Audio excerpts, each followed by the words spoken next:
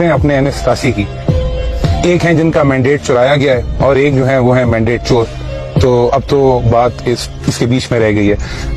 لیکن P T I نے یہ الیکشن فیئر اینڈ اسکوئر جیتا ہے اور اخلاقی جیت بھی انہی کی بنتی ہے, مورل جیت بھی انہی کی ہے, اور رزلٹ بھی انہی کے فیور میں ہی ہونا چاہیے تھا. ایک آپ نے ویڈیو دیکھی ہوگی, ہمارے ایک دوست نے خوشاب کے کافی وائرل ہوئی. میں نے اس کی تصدیق کرنے کی کوشش کی اور پتہ یہ لگا کہ PP81 کی جو اوپر والا ہمارا حلقہ ہے اس میں 52% کاسٹنگ تھی, اور جو PP82 ہے اس میں 1,13,000 ٹوٹل ووٹ کاسٹ ہوئے ہیں. PP81 میں 1,34,000 ووٹ کاسٹ ہوئے ہیں. دونوں PPs کی کاسٹنگ ملائیں تو یہ 2,47,000 ووٹ بنتے ہیں.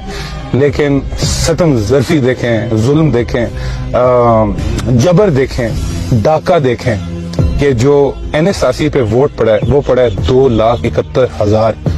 یعنی کہ PP کے سارے کینڈیڈیٹس کی ملا کے تقریباً 23,000 فالتو ووٹ جو ہے وہ MNA کی سیٹ پہ NS87 پہ پڑ گیا.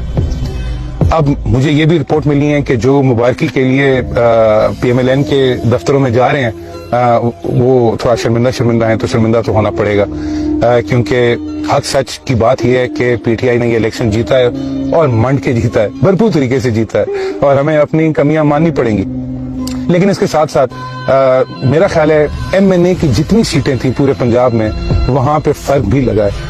زیادہ زور تھا PMLN کا الیکشن کے رزلٹ کو اپنی طرف لانے کے لیے MNAs کی سیٹ پہ.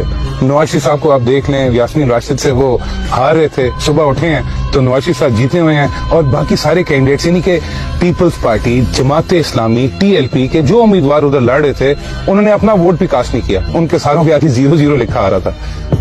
اب آپ ہی مجھے بتائیں کہ اگر پیپلز پارٹی یا TLP یا جماعت اسلامی یا دیگر کسی جماعت یا کوئی انڈیپینڈنٹ اگر کوئی الیکشن لڑ رہا ہے نواز شریف صاحب اور یاسمین راشد صاحبہ کے حلقے سے, تو کیا اس نے اپنا ووٹ بھی نہیں ڈالا؟ تو یہ ظلم ہے. آپ عوام کو اس طرح بے وقوف نہ سمجھیں.